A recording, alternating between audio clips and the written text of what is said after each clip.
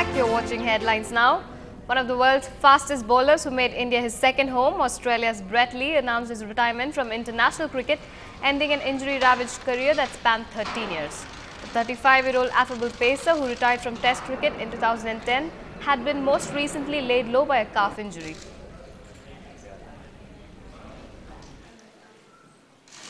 I just think personally, in a team environment, you have to be committed 100%. You know, both, as I said, both mentally and physically. And I guess looking the next 2 months, I just didn't have that desire anymore, and it wouldn't be fair on me and on the rest of the team as well if I was to go over there with that attitude or that not like a commitment, but you just get to a point in your life where you think enough's enough, and the great run must end at some stage. I knew it wasn't going to be post-World Cup. We'd spoken about that with the selectors, and that was the time where I was going to walk away from the game. But yeah, I woke up this morning and it just felt like I was ready. I just felt like I was, time to go. SAC Commonwealth Games Organising Committee Chairman Suresh Kalmadi, accused in a games-related graft case, has been granted permission to attend London Olympics from July 26 to August 13.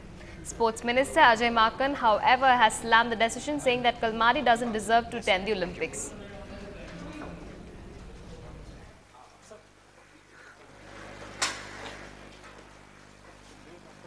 Well, it is unfortunate, I must say, that a person who has not yet been cleared of charges of corruption is going to London Olympics.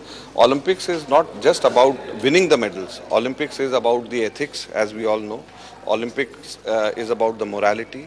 And as far as the ethics and morality is concerned, I think no person who as sports administrator has been accused by CBI and has been in jail and is just out on bail on corruption charges is something which is very baffling and a surprise for me, and I'm very saddened to see that he has decided to attend the Olympics. It is unfortunate.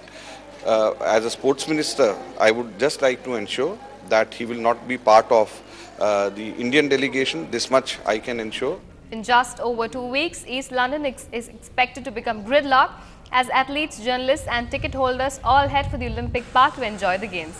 But those with a few pounds in their pocket can look forward to a stress-free way of reaching the venue by using one of the few thoroughfares that is unlikely to be jammed, East London's River Lee. The service represents a new era for the River Lee, which was last used for commercial purposes in the 1980s. The service, which will also be available during the Paralympics Games, begins operating on July 27th. Well, I've lived in this area and worked in this area for 35 years. So once the Olympics started, we won the bid, and then you started to see plans of where they were going to build, and then the stadium. I suddenly realised it was, the water was the unused resource. It was the motorway to the Olympics. No traffic, no queues. It was just it was going to be a boat ride.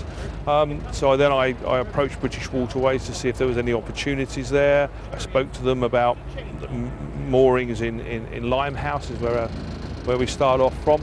And at that stage they didn't have anything. They came back to me a few months later and said, look, there's a possibility we might be doing something with some commercial moorings, and we went from there, really. The call centre is fortunately alive, and bookings are coming in, and lots of people are very excited about coming on this type of transport as a unique way of getting to the Olympics. Put it in the context of how much people have probably paid for their tickets to get to the games. Typical prices around £300 for a decent seat in the games, £45 for a return trip on for a unique experience. I think that's pretty good value. The Tea Board of India will showcase Indian tea in a big way at the forthcoming London Olympics in yet another measure to promote Nilgiri's tea in the global market. The Ministry of Commerce is going all out to give a new impetus to the orthodox varieties of tea grown in the Nilgiris. This move has been welcomed by many sections of the orthodox tea producers in Nilgiris, who are now excited as newer markets for their products could be round the corner. Moving on, a 1-month-old rare white albino cobra has been drawing visitors in Thrissur's local zoo in Kerala.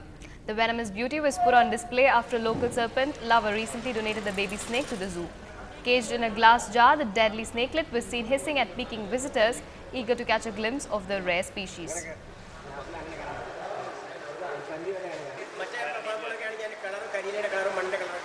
is a very apurva palm. This is ലക്ഷക്കണക്കിന് പാമ്പുകളിൽ ഒന്നൊക്കെ ഉള്ളൂ ഈ white cobra. പിന്നെ ഇത് ഞങ്ങൾ വളരെ കാര്യമായിട്ട് നോക്കണ്ടേ. പല്ലി തവളയുടെ ചെറിയ ചെറിയ പീസ് കൊടുക്കും. അത് 2 ദിവസം കൂടുമ്പോൾ ഇത് ഭക്ഷണം കഴിക്കുന്നുണ്ട്. ഇപ്പോൾ പാമ്പ് ആരോഗ്യത്തിലാണ് നിൽക്കുന്നത്. ഡോക്ടർ നല്ല സംരക്ഷണമുണ്ട്. പിന്നെ എൻ്റെ സംരക്ഷണം നന്നായിട്ടുണ്ട്. പിന്നെ നന്നായിട്ട് വളർത്തി നല്ലൊരു പാമ്പാക്കി എടുക്കണം എന്നുള്ളതാണ് ഞങ്ങളുടെ അഭിപ്രായത്തിൽ. ഞങ്ങളുടെ സൂവിന് പേര് കിട്ടാൻ വേണ്ടിയിട്ട്.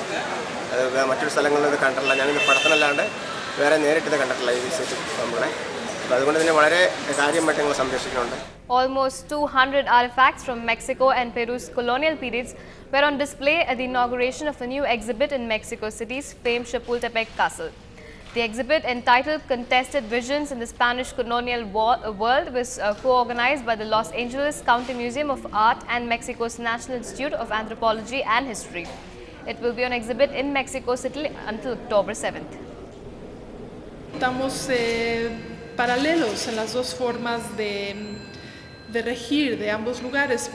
Si bien las diferencias entre los tipos de objetos son notables, cada cual tiene su personalidad propia y eso es lo que esperamos que el visitante pueda ir descubriendo durante la visita, pueda ir viendo todos los puntos de comparación y también las formas en que las obras de arte difieren unas de otras.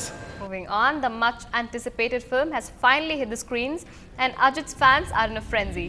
If you visit Chennai this weekend, you will be forgiven for thinking that Diwali has come early this year. A festive spirit has engulfed the vast majority of Chennaiites. The reason? Thala Ajit Kumar's film Bilatu has finally hit the theatres. The film had been delayed for various reasons, but now that it is finally released, Ajit's fans can't stop grinning.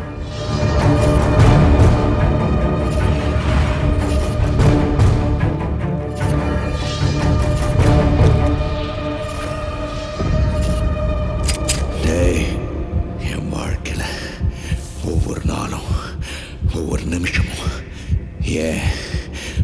ஒவ்வொரு நொடியையும் நானா செதுக்குனதுடா.